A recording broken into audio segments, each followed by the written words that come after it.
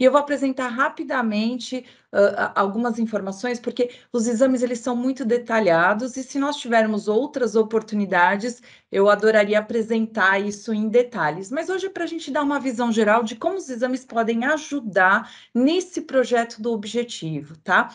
Então, eu vou falar muito mais de aspectos genéricos, de como que a gente pode reter alunos, trazer mais alunos, para depois a gente entrar no detalhe em uma outra apresentação sobre os exames.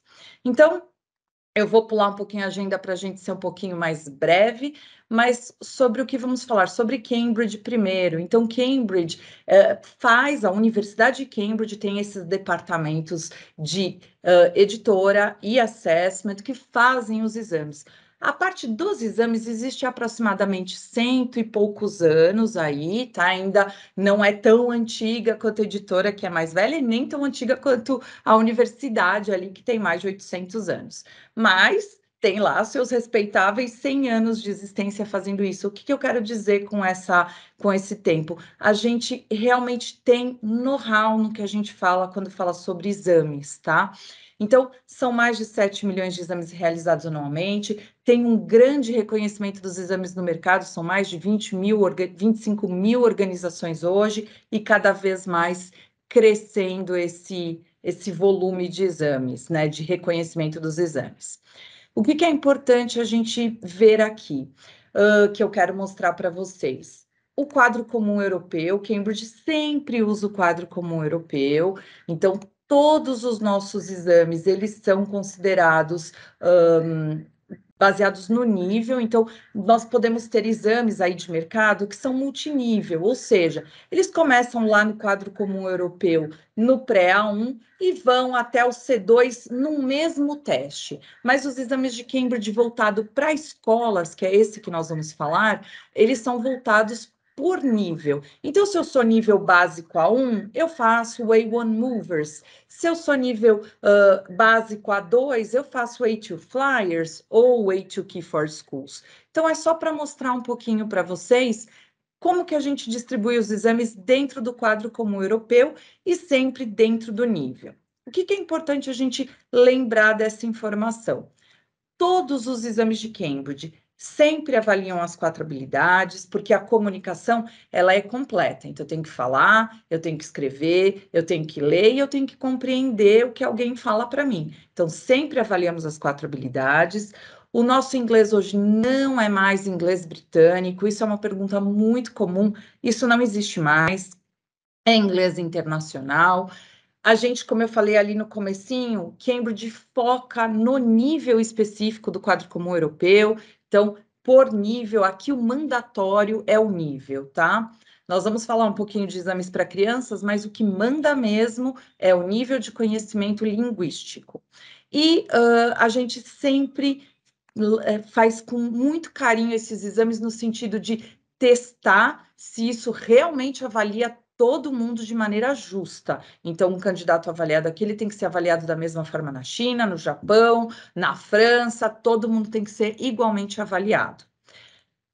Bom, os exames para as escolas, e aqui eu chamo a atenção dos exames para Fundamental 1, principalmente Fundamental 1 e 2, assim, tá? A gente tem ali os exames que a gente chama de Pre-A1 Starters, A1 Movers e A2 Flyers. O que é importante a gente guardar desses exames? Eles não reprovam, e por eles serem voltados para um público mais infantil, ou seja, dos 7 a 12 anos, a gente procura fazer um exame bem mais lúdico, colorido, divertido.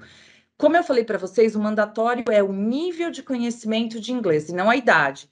Então, eu posso ter 12 anos ou 13 anos e estar num nível mais baixo. Então, eu posso estar ali no Pre-A1, mas ter 13, 14 anos. O que a gente recomenda nesse caso é espera um pouquinho, não inicia ainda fazendo o teste, porque é um teste mais infantil que uma criança de 13 anos pode não gostar.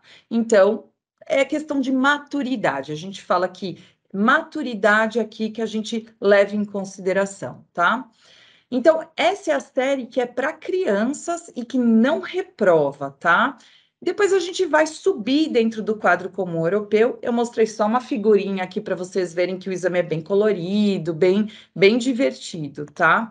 Depois a gente entra nos próximos níveis com A2 Key for Schools, B1 Preliminary for Schools, B2 First for Schools, C1 Advanced, que não é for schools, ele é igual para um adulto e para uma criança, e C2 Proficiency, também igual para um adulto e para uma criança. Numa próxima oportunidade, vamos explorar detalhes desses exames. Eu acho que o importante agora é a gente mostrar para vocês como que vem esse resultado, para vocês entenderem. Para crianças, a gente dá o resultado para todo mundo.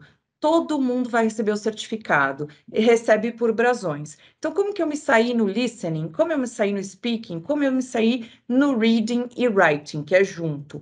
São 5 brasões para essas habilidades, tá? E aí, o professor consegue fazer um diagnóstico, mas todo mundo é positivamente premiado, todo mundo recebe então o certificado para poder levar para casa e mostrar ali para a família.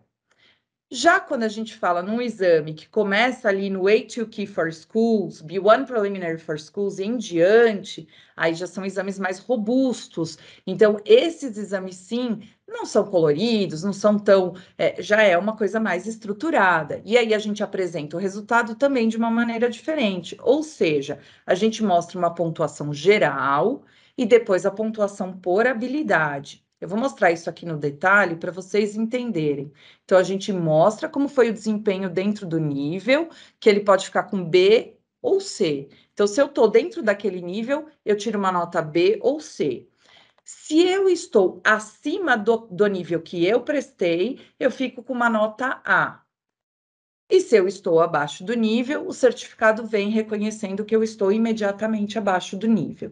Então, é só para mostrar para vocês que a gente faz o reconhecimento imediatamente para cima e imediatamente para baixo.